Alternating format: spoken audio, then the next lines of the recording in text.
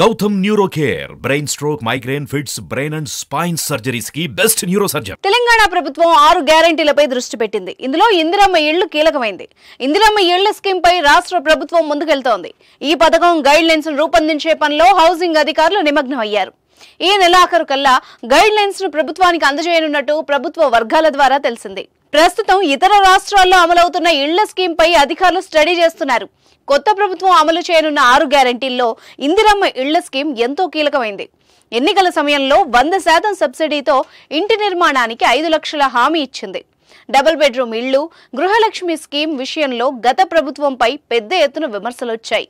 అధికార పార్టీ కార్యకర్తలకు, ఇళ్లు ఉన్న వాళ్లకు, ఎమ్మెల్యే అనుచరులకు డబుల్ బెడ్రూమ్ ఇళ్లు, గృహలక్ష్మి స్కీమ్ లబ్ధిదారుల లిస్టులో చోటు దక్కిందని ప్రతిపక్షాలు, ప్రజా సంఘాల నుంచి పెద్ద ఎత్తున విమర్శలొచ్చాయి. గత అనుభవాల నేపథ్యంలో ఇందిరమ్మ ఇళ్ల స్కీమ్ ను పగడ్బందీగా అమలు చేయాలని సీఎం రేవంత్ రెడ్డి నిర్ణయం తీసుకున్నారు. దీంతో ఇళ్లు లేని పేదల్ని గుర్తించి ఎలాంటి అవకతవకలు జరగకుండా స్కీమ్ ను అమలు చేసేందుకు ఆఫీసర్లు కసరత్తులు చేస్తున్నారు. ప్రజాపాలనలో భాగంగా ప్రభుత్వం అభయహస్తం పేరిట అర్హుల నుంచి దరఖాస్తుల్ని స్వీకరించింది.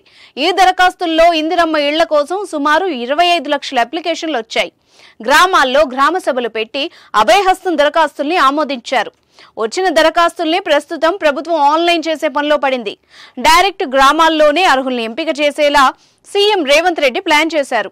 ఇదిలా ఉంటే రాష్ట్ర వ్యాప్తంగా కొన్ని గ్రామాల్లో ఇళ్ల నిర్మాణానికి స్థలాలు లేని పరిస్థితి ఉంది. ఒకవేళ లబ్ధిదారులకు సొంత స్థలం ఉంటే నేరుగా 5 లక్షలు ఇచ్చేందుకు ఇప్పటికే ప్రభుత్వం సుముఖత వ్యక్తం చేసింది. ఇలాంటి పరిస్థితి ఉన్న గ్రామాల్లో ప్రభుత్వమే స్థలాన్ని కొనుగోలు చేసి ఇళ్ల నిర్మాణం చేపడుతుందా లేదా అనే విషయంపై ఈ నెలాఖరు వరకు స్పష్టమైన ఆదేశాలు వచ్చే అవకాశాలు కనిపిస్తున్నాయి. హౌసింగ్ డిపార్ట్మెంట్ కు చెందిన సుమారు 450 మంది అధికారులు జీహెచ్ఎంసీ, హెచ్ఎండిఏ, జలమండలితో పాటు ఇతర శాఖల్లో డిప్యుటేషన్ పై పనిచేస్తున్నారు. వీళ్లందరినీ హౌసింగ్ శాఖకు తీసుకురావాలని, డిప్యుటేషన్లు క్యాన్సిల్ చేయాలని ఇటీవల ఆ శాఖ మంత్రి పొంగులేటి శ్రీనివాసరెడ్డికి అధికారుల అసోసియేషన్ విన్నవించింది. అందరూ డిపార్ట్మెంట్ కు వస్తే ఇందిరమ్మ ఇళ్ల స్కీమ్ ను పగడ్బందీగా అమలు చేయవచ్చని మంత్రికి వివరించింది. ఆ ప్రతిపాదనను సీఎంకు మంత్రి వివరించగా సీఎం కూడా సానుకూలంగా స్పందించినట్టు తెలిసింది. ప్రస్తుతం హౌసింగ్ డిపార్ట్మెంట్ లో కేవలం 60 మంది అధికారులు, ఉద్యోగులు మాత్రమే పనిచేస్తున్నారు. వీరితో పాటు మరికొంతమంది కాంట్రాక్ట్ పద్ధతిలో ప్రాజెక్టు మేనేజర్లుగా పనిచేస్తున్నారు.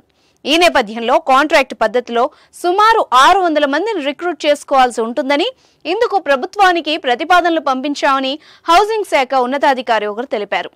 ఈ కసరత్తులో హౌసింగ్ ను ప్రత్యేక డిపార్ట్మెంట్ గా మార్చాలని కొత్త ప్రభుత్వం నిర్ణయించినట్టు తెలుస్తోంది. గత ప్రభుత్వం హౌసింగ్ డిపార్ట్మెంట్ ను R&Bలో విలీనం చేసింది.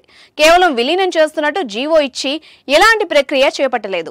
ఇక విలీనానికి ఎన్నో ఆస్తులు, అప్పులు, కోర్టు వివాదాలు అడ్డంకిగా ఉన్నాయని రిటైర్డ్ హౌసింగ్ అధికారులు చెబుతున్నారు. దీంతో ప్రభుత్వం కూడా ముందుకు వెళ్లలేదని అంటున్నారు. ప్రజాపాలనలో భాగంగా ఇందిరమ్మ ఇళ్ల స్కీమ్ కు రాష్ట్ర వ్యాప్తంగా 25 లక్షల అప్లికేషన్లు వచ్చినట్టు అధికారులు చెబుతున్నారు. వీటిని క్షుణ్ణంగా పరిశీలించి అర్హులను ఎంపిక చేయాల్సి ఉంది. గ్రామాల్లో ఇళ్లు లేని వాళ్లు, సొంతగా జాగా ఉండి ఇల్లు లేని వాళ్లు, అలా అర్హుల్ని సెలెక్ట్ చేయనున్నట్టు తెలుస్తోంది. గత ప్రభుత్వంలో డబుల్ బెడ్రూమ్ ఇళ్లకు, గృహలక్ష్మి స్కీమ్ కు అప్లై చేసుకున్న వాళ్లను పరిగణలోకి తీసుకోనున్నట్టు తెలుస్తోంది. తెలంగాణ ప్రభుత్వం 6 గ్యారెంటీలపై దృష్టి పెట్టింది. ఇందులో ఇందిరమ్మ ఇళ్లు కీలకమైంది. ఇందిరమ్మ ఇళ్ల స్కీమ్ పై రాష్ట్ర ప్రభుత్వం ముందుకెళ్తోంది. ఈ పథకం గైడ్ లైన్స్ రూపొందించే పనిలో హౌసింగ్ అధికారులు నిమగ్నం అయ్యారు. ఈ నెలాఖరు కల్లా గైడ్ లైన్స్ ను ప్రభుత్వానికి అందజేయనున్నట్టు ప్రభుత్వ వర్గాల ద్వారా తెలిసింది. ప్రస్తుతం ఇతర రాష్ట్రాల్లో అమలవుతున్న ఇళ్ల స్కీమ్ పై అధికారులు స్టడీ చేస్తున్నారు. కొత్త ప్రభుత్వం అమలు చేయనున్న 6 గ్యారెంటీల్లో ఇందిరమ్మ ఇళ్ల స్కీమ్ ఎంతో కీలకమైంది. ఎన్నికల సమయంలో 100% సబ్సిడీతో ఇంటి నిర్మాణానికి 5 లక్షల హామీ ఇచ్చింది. డబుల్ బెడ్రూమ్ ఇళ్లు, గృహలక్ష్మి స్కీమ్ విషయంలో గత ప్రభుత్వంపై పెద్ద ఎత్తున విమర్శలొచ్చాయి. అధికార పార్టీ కార్యకర్తలకు, ఇళ్లు ఉన్న వాళ్లకు, ఎమ్మెల్యే అనుచరులకు డబుల్ బెడ్రూమ్ ఇళ్లు, గృహలక్ష్మి స్కీమ్ లబ్ధిదారుల లిస్టులో చోటు దక్కిందని ప్రతిపక్షాలు, ప్రజా సంఘాల నుంచి పెద్ద ఎత్తున విమర్శలొచ్చాయి. గత అనుభవాల నేపథ్యంలో ఇందిరమ్మ ఇళ్ల స్కీమ్ ను పగడ్బందీగా అమలు చేయాలని సీఎం రేవంత్ రెడ్డి నిర్ణయం తీసుకున్నారు. దీంతో ఇళ్లు లేని పేదల్ని గుర్తించి ఎలాంటి అవకతవకలు జరగకుండా స్కీమ్ ను అమలు చేసేందుకు ఆఫీసర్లు కసరత్తులు చేస్తున్నారు. ప్రజాపాలనలో భాగంగా ప్రభుత్వం అభయహస్తం పేరిట అర్హుల నుంచి దరఖాస్తుల్ని స్వీకరించింది. ఈ దరఖాస్తుల్లో ఇందిరమ్మ ఇళ్ల కోసం సుమారు 25 లక్షల అప్లికేషన్లు వచ్చాయి. గ్రామాల్లో గ్రామ సభలు పెట్టి అభయహస్తం దరఖాస్తుల్ని ఆమోదించారు. వచ్చిన దరఖాస్తుల్ని ప్రస్తుతం ప్రభుత్వం ఆన్లైన్ చేసే పనిలో పడింది. డైరెక్ట్ గ్రామాల్లోనే అర్హుల్ని ఎంపిక చేసేలా సీఎం రేవంత్ రెడ్డి ప్లాన్ చేశారు. ఇదిలా ఉంటే రాష్ట్ర వ్యాప్తంగా కొన్ని గ్రామాల్లో ఇళ్ల నిర్మాణానికి స్థలాలు లేని పరిస్థితి ఉంది. ఒకవేళ లబ్ధిదారులకు సొంత స్థలం ఉంటే నేరుగా 5 లక్షలు ఇచ్చేందుకు ఇప్పటికే ప్రభుత్వం సుముఖత వ్యక్తం చేసింది. ఇలాంటి పరిస్థితి ఉన్న గ్రామాల్లో ప్రభుత్వమే స్థలాన్ని కొనుగోలు చేసి ఇళ్ల నిర్మాణం చేపడుతుందా లేదా అనే విషయంపై ఈ నెలాఖరు వరకు స్పష్టమైన ఆదేశాలు వచ్చే అవకాశాలు కనిపిస్తున్నాయి. హౌసింగ్ డిపార్ట్మెంట్ కు చెందిన సుమారు 450 మంది అధికారులు జీహెచ్ఎంసీ, హెచ్ఎండిఏ, జలమండలితో పాటు ఇతర శాఖల్లో డిప్యుటేషన్ పై పనిచేస్తున్నారు. వీళ్లందరినీ హౌసింగ్ శాఖకు తీసుకురావాలని, డిప్యుటేషన్లు క్యాన్సిల్ చేయాలని ఇటీవల ఆ శాఖ మంత్రి పొంగులేటి శ్రీనివాసరెడ్డికి అధికారుల అసోసియేషన్ విన్నవించింది. అందరూ డిపార్ట్మెంట్ కు వస్తే ఇందిరమ్మ ఇళ్ల స్కీమ్ ను పగడ్బందీగా అమలు చేయవచ్చని మంత్రికి వివరించింది. ఆ ప్రతిపాదనను సీఎం కు మంత్రి వివరించగా సీఎం కూడా సానుకూలంగా స్పందించినట్టు తెలిసింది. ప్రస్తుతం హౌసింగ్ డిపార్ట్మెంట్ లో కేవలం 60 మంది అధికారులు, ఉద్యోగులు మాత్రమే పనిచేస్తున్నారు. వీరితో పాటు మరికొంతమంది కాంట్రాక్ట్ పద్ధతిలో ప్రాజెక్టు మేనేజర్లుగా పనిచేస్తున్నారు. ఈ నేపథ్యంలో కాంట్రాక్ట్ పద్ధతిలో సుమారు 600 మందిని రిక్రూట్ చేసుకోవాల్సి ఉంటుందని, ఇందుకు ప్రభుత్వానికి ప్రతిపాదనలు పంపించామని హౌసింగ్ శాఖ ఉన్నతాధికారి ఒకరు తెలిపారు.